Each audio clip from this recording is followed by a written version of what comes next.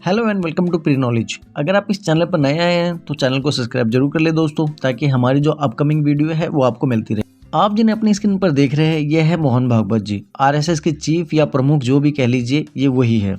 दोस्तों इस वीडियो में हम बातों को पॉइंट टू पॉइंट रखेंगे, जिससे आपको चीज़ें समझने में आसानी होगी। तो आइए दोस्तों शुरू करते हैं। तो आइए सबसे पहले समझते हैं कि मामला है क्या। मामला दरअसल ये है कि दोस्तों आज मोहन भागवत जी एक मस्जिद में गए और साथ ही साथ एक मदरसे में भी गए, जहां बच्चों को तालीम दी जा रही थी। वहां बकायदा उन्होंने बच्चों को स्पीच दी। तो दोस्तों जो बड़े बड़े जर्नलिस्ट हैं वो ये कह रहे हैं कि जो आरएसएस का जो स्ट्रक्चर है, क्या उसमें थोड़ा बदलाव ला रहे हैं मोहन भागवत जी, ये जो कदम ले रहे हैं, क्या आरएसएस थोड़ा नरम पड़ रहा है मुसलमानों के प्रति। क्योंकि दोस्तों ये जग जाहिर बात है, आरएसएस हो गए या बीजेपी के बड़े बड़े नेता हो गए या फिर उसमें नूपुर शर्मा हो गए या कोई भी हो गए, उनके जैसे बयान है उसको देख के कहीं पर भी नहीं लगता कि जो आरएसएस जैसा बड़ा संगठन है वो मुसलमानों को कहीं सपोर्ट करेगा। तो ये भी एक कहीं ना कहीं सोचने वाली बात है कि ये क्या हो रहा है देश के अंदर। आपको बता दें जो मोहन भागवत जी हैं वो गए थे इमाम ऑर्गेनाइजेशन में गए थे, और वो डॉक्टर इलियासी चीफ इमाम है इमाम ऑर्गेनाइजेशन के, उनसे उन्होंने मुलाकात की और उन्होंने कहा, देखिए दोस्तों ये बड़ा ही इंटरेस्टिंग है, उन्होंने कहा मोहन भागवत जी तो हमारे राष्ट्रपिता है।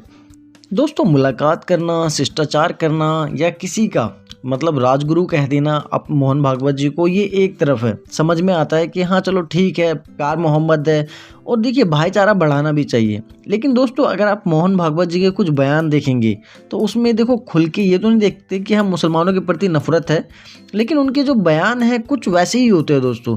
तो देखिए मैं आपको कुछ बयान बताता हूँ।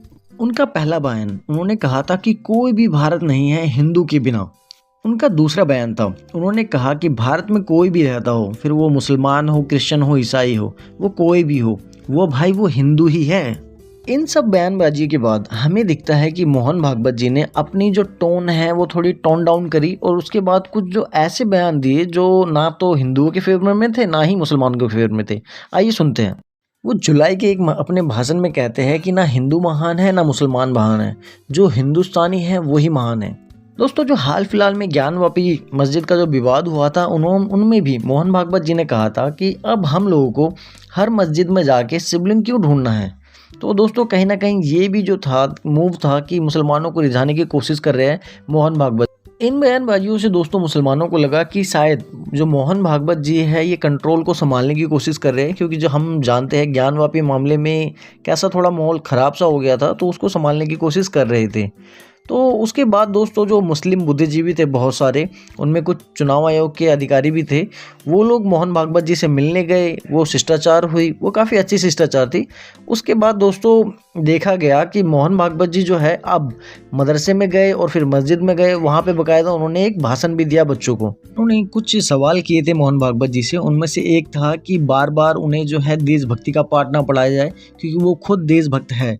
और दूसरा कहा उन लोगों ने कि आपने बार बार जो आप हिंदू राष्ट्र की बात करते हैं, कहीं ना कहीं ये भी पब्लिक सेंटिमेंट बढ़ाता है इन मुसलमानों के बीच, तो ये भी बंद होना चाहिए। उसके बाद ही मोहन भागवत जी ने कहा था कि हम लोग हिंदू या मुसलमान नहीं हैं, हम लोग हिंदुस्तानी हैं।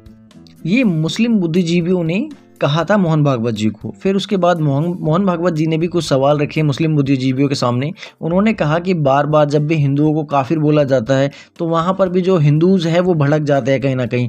उसके बाद दूसरा उन्होंने कहा कि गौ मांस है, उसमें देखो गाय की हम लोग पूजा करते हैं, उसके बाद अगर गौ मांस को खाया जाएगा, उनकी वीडियो वायरल होगी, तो कहीं ना कहीं ये भी ठीक नहीं है एक हिंदू समाज के लिए। दोस्तों सवाल अभी भी वहीं का वहीं अटका हुआ है। क्या बीजेपी के बड़े बड़े नेता एंटी नेशनल बातें, या जो मुस्लिम्स हैं उनको जो हम एंटी नेशनल बोलेंगे या जिहादी, या उनको जो है कुछ ऐसी वर्डों से यूज़ करना बंद करेंगे जो उनको अच्छा नहीं लगता सुनना या बेकार लगता है? तो ये भी दोस्तों कहीं ना कहीं देखना पड़ेगा। दोस्तों जो बड़े बड़े बदलाव किए जा रहे हैं, सुप्रीम कोर्ट आ रहा है, चुनाव आयोग आ रहा है, मोहन भागवत आ रहे हैं, मिल के जो मुस्लिम है या हिंदू है उन सबको एकजुट करने की कोशिश करी जा रही है इस टाइम पर जो देख पा रहे हैं। लेकिन दोस्तों बात अभी भी यही है, क्या जो बीजेपी की जो मेन पावर है, कहा जाता है आरएसएस है, वहीं से सारे के सारे लीडर निकलते हैं। फिर वो लाल कृष्ण आडवाणी हो, अटल बिहारी वाजपेयी हो, फिर या वो मोदी जी हो। लेकिन जो उनके नीचे के नेता हैं उनको दोस्तों कहीं ना कहीं समझना पड़ेगा, देश एक है, हम लोग भी एक है, एक साथ ही मिलकर चलना है। तो कहीं ना कहीं दोस्तों ये एक बहुत बड़ा देखो बहुत बड़ा गेम चेंजर हो सकता है बीजेपी के लिए भी। और अब सबसे बड़ी जो परीक्षा है वो मुसलमानों की भी है। देखो कहीं ना कहीं आरएसएस के जो प्रमुख हैं मोहन भागवत जी, उन्होंने अपना एक विश्वास जताया है मुसलमानों के प्रति। अब मुसलमानों का भी फर्ज बनता है कि उनके प्रति एक विश्वास जताए और कहीं ना कहीं उनके साथ चले। ये भी देखिए एक भाईचारे वाली बातचीत है दोस्तों। अब जो बड़े बड़े पत्रकार हैं वो ये भी कह रहे हैं कि जो बीजेपी है और जो आरएसएस है, ये जो बड़ा माइंड है इन लोगों का, ये कह रहा है कि देखो ये जो हम करते थे या इनके द्वारा या इनके लोगों के द्वारा कराए जाते थे या हो जाते थे कई बार गलतियों से, ये सब अब बंद किया जाए। क्योंकि देखो लड़ाई दंगे बहुत हो गए हैं और सबसे बड़ी बात, इससे देश को नुकसान हो रहा है।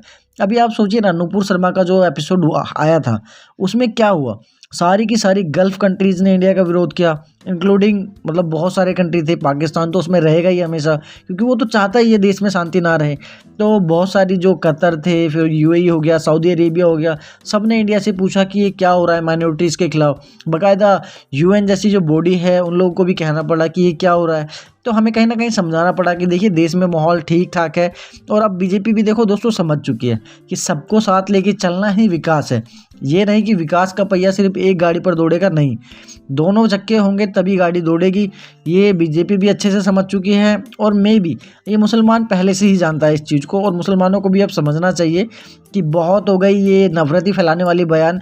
उनको जो उनके 2% के जो एंकर होते हैं, मुस्लिम एंकर, उनको टीवी पर जाना बंद करना चाहिए।